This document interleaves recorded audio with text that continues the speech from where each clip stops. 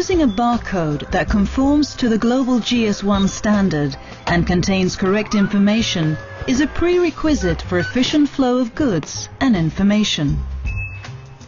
To demonstrate how important good barcode quality and placement are, we will now follow a product flow from warehouse to an ICA store. We start with a visit to ICA's distribution center in Helsingborg. ICA's Helsingborg facility is one of the most modern of its type in Europe. The level of automation is high, especially for groceries. The fewer number of hands that must be involved in the supply chain, the greater the efficiency. There is a lot that affects handling in a warehouse, but there are two areas where there is considerable potential to improve the flow. And it is in the interest of everybody in the distribution chain out to the store that the flow is as efficient as possible. This is about the labels and the pallets that arrive at the Helsingborg warehouse. Let's begin by looking at the labels. Pallets of goods arriving at the warehouse are scanned automatically. But in most cases, automatic scanning does not work because the label with the barcode is incorrectly placed.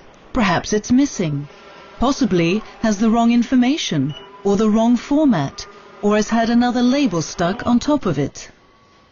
Those pallets that are rejected by automatic scanning have to be scanned manually in order to get into the warehouse. Every time this happens, capacity is reduced. This is what it looks like when everything works as it should. If we speed up the film, things become clearer. The pallets enter the system and do not need to wait to be manually scanned. When it isn't working properly, it can look like this.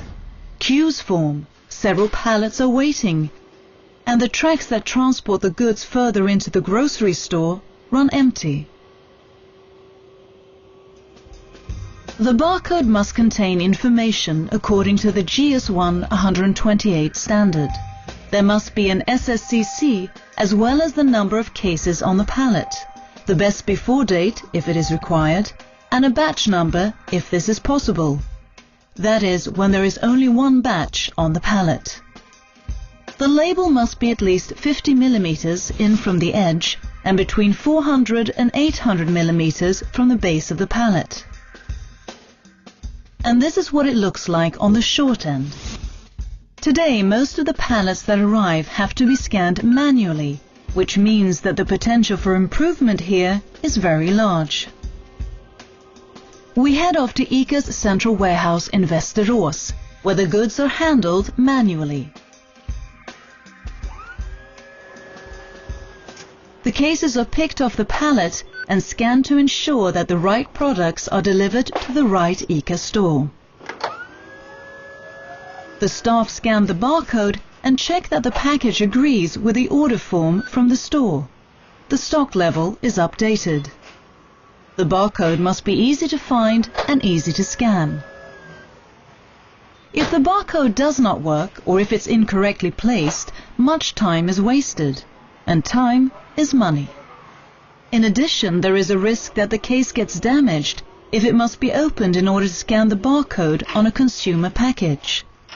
This is another unnecessary cost, which can be avoided if the barcode is correct from the beginning. In worst case, the outcome is loss of traceability of the case or the wrong product being delivered to the store. The barcode on a case must contain information according to the GS1 128 standard. That is, GTIN, GS1's item number, best before date if required, and batch number where possible. When the goods arrive at the ICA store, the packages are scanned again and checked against the order to ensure that the right products in the right quantities have been delivered. When you as a consumer go shopping, you want it to be efficient and quick. You also want to come home with exactly the goods you plan to buy. When a barcode cannot be read at the checkout, more time is wasted. Barely 2% of all barcodes are unreadable, according to a Swedish study carried out in 3 Swedish retail stores where all items were scanned. A queue builds up. This is frustrating for the consumer, who might in the end decide not to buy the chosen product, or choose a competitive product in order to get to the checkout quicker, or use self-scanning. In the worst case, the poor barcode quality will perhaps result in the consumer leaving the store without paying for the product. For many consumers, getting the right information on the receipt is important. A correct barcode which is readable at the checkout ensures this. Since the barcodes follow GS1's standards, all actors in the value chain communicate in a consistent way, and all information can be used correctly by everybody involved. If you work with barcodes, you can use GS1 Sweden's Validu services to check readability, content, and quality of your barcodes. You will find more information on our websites. Correct barcodes create a win-win situation, and your company increases its business value through reduced manual work, efficient traceability of products, right goods to the right store, and correct sales reports for all goods scanned at the checkout.